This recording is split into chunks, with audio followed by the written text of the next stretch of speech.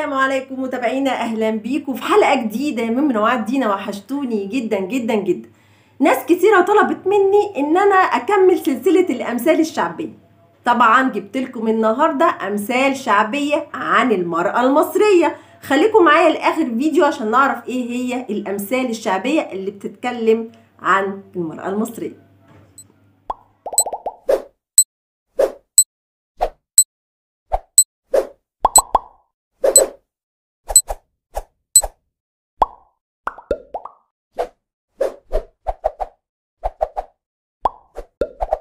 على رأي المثل اكسر للبت دلع يطلع لها 24 ايه دلع.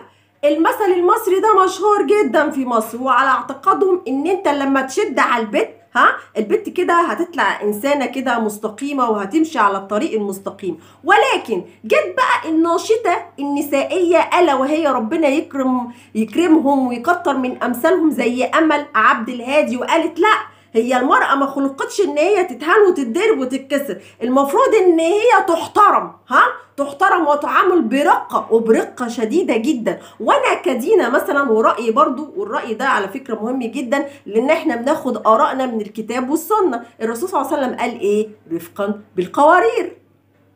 على رأي المثل اخد ابن عمي ولو اتغطى بكمي. المثل ده بيقال يعني للبنت ان هي اولى تاخد ابن عمها حتى لو كان فقير، لان هو اولى من الواد اللي هيضحك عليك ولا يبهدل فيكي ولا يمرمطك. فهم بقى يمسكوا بقى الاهالي في المثل ده عشان البنت تقتنع وتاخد ابن عمها حتى لو ما بتحبوش. ما هو ممكن يجي ابن عمها يطلع هو مش كويس. وجت بقى الناشطه حسناء الله يبارك فيها، حسناء محمد، قالت بقول لكم ايه، هو انتوا كلكم كده على المراه ان هنا كده مؤيد لحريتها وان هي كده هتغصب ان هي تاخد من جوه العيله ومش هتخرج بره العيله، لا هي حقها ان هي برضو تختار عريسها. وده مثل هي مش معترفه بيه، وان هي بتشوف ان هو جانب سلبي للمراه.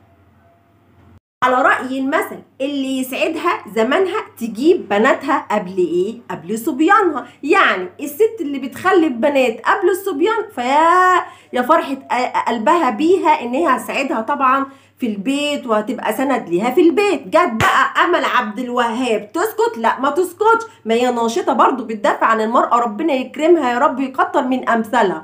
بتقول ايه؟ هي الست اتخلقت ان هي تخدم وتمسح وتكنس بس؟ طبعا هي ضد المثل ده لان هو جانب سلبي للمراه.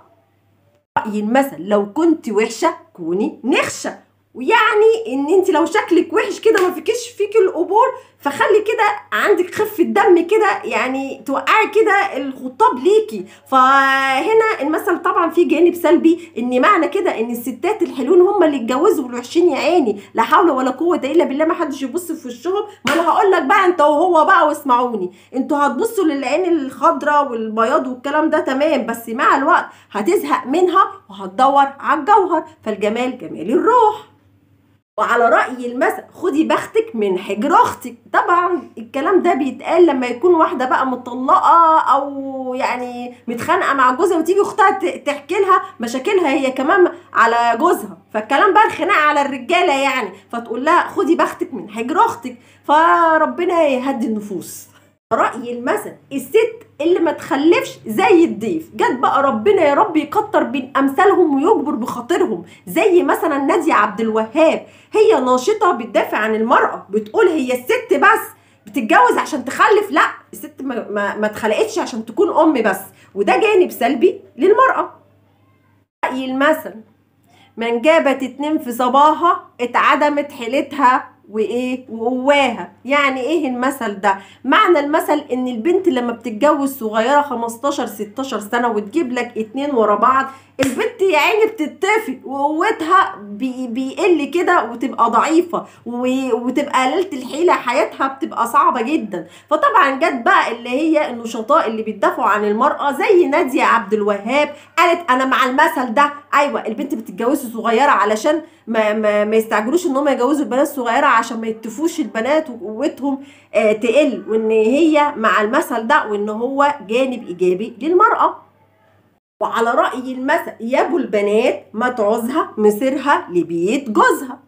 معنى المثل ده يعني ما تقعدش تصرف عليها كتير، ما هي كده كده رايحه لبيت جوزها فما تصرفش عليها، هي كده خلاص هتسيبك وهتمشي. تيجي بقى ربنا يبارك فيها اللي هي قعدنا بقى وبتدافع عن المرأة اللي هي نادية عبد الوهاب، ربنا يكرمك يا أستاذة نادية يا رب ويكتر من أمثالك. بتقول المثل ده قديم، الستات زمان كان خلاص مصيرها تقعد في بيت جوزها، لكن خلاص الدنيا اتغيرت، فهي ضد المثل ده.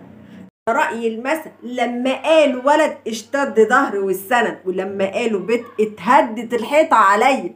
ده مثل مصري بيتقال اكتريته في الاماكن الريفية، بيحبوا الصبيان جدا عن البنات. بس المثل ده يعتبر قديم، لان دلوقتي البنت دلوقتي بتتحمل مسؤولية اكتر من الرجل، فياريت المثل ده بقى يتلغي. انا اعزائي المشاهدين وصلنا لاخر حلقتنا، ورب يكون الفيديو يكون خفيف على قلبكم. ولو عجبكم يا ريت تكتبوا لي في التعليقات اعمل امثال ايه، واشوفكم على خير، والسلام عليكم ورحمة الله وبركاته.